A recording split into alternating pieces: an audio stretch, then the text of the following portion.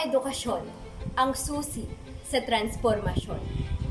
Ito ang pundasyon ng ating kaalaman at kakayahan na nagbibigay daan sa ating pag-unlad at tagumpay sa iba't ibang aspeto ng ating buhay. Sa aking mga mapanuring tagapakinig, isang makasaysayang araw sa ating lahat. Ako si Binibining Shazel Ann Leonor na naglalayong gamitin ang oportunidad na ito upang maipaabot sa inyo ang aking talumpati. Paano kung sabihin ko sa inyo na hindi masama ang maging walang alam? Sa nagdaang panahon, mayroon akong kakilalang isang batang babae. Siya ay batang mahiyain, hindi marunong sumulat, ni bumasa. Sa kabila ng kahinaang tinataglay niya, siya ay nagpursige, matutuhan at maunawaan ang mga bagay na kailangan niyang maintindihan. Hanggang sa ang kanyang talento at abilidad ay unti-unti na niyang natutuklasan at naipamamalas niya na rin ang kanyang kakayahan. Ngayong taon, siya ay nakapagkamit ng pinakamataas na karangalan sa nakaraang panuruan. At siya ay nahalal bilang Vice Presidente ng SSLG ng kanilang paaralan.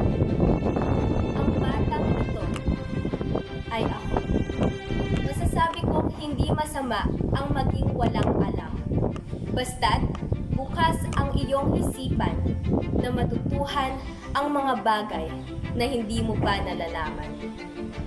Sa asignaturang agham, mayroon tayong aralin na kung tawagin ay metamorphosis, na nangangahulugang ganap na pagbabago sa katangian ng isang insekto o organismo, tulad ng isang uod sa hukon, patungo sa pagiging ganap na paru-paro. Tulad ng isang paru-paro, tayo bilang isang tao ay kagaya nito. Ang edukasyon ang isa sa mga paraan na tumutulong sa atin upang mapaunlad ang ating pagkatao at tumutulong sa atin para ihanda tayo sa realidad ng mundo. Ngunit, tulad nga ng isang uod sa kupon, bago tayo maging ganap na paru-paro, ay kinakailangan muna natin ng mahaba-habang paghahanda at pagtsatsaga. Alam kong mahirap mag-aral.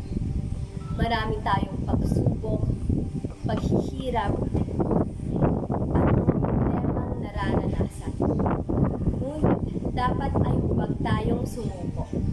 Sabi nga nila, minsan ang buhay ay tila madilim na lagusan. Kung patuloy tayong susulong, ay mararating natin sa dulo ang kaliwanagan. Kaya, ating pahalagahan ang edukasyon. Dahil ito ang susi sa ating transformasyon bilang tao at para mapaunlad ang mundo. Ating tandaan na ang kaalaman ay kayamanan. Maraming salamat po sa pakikinig.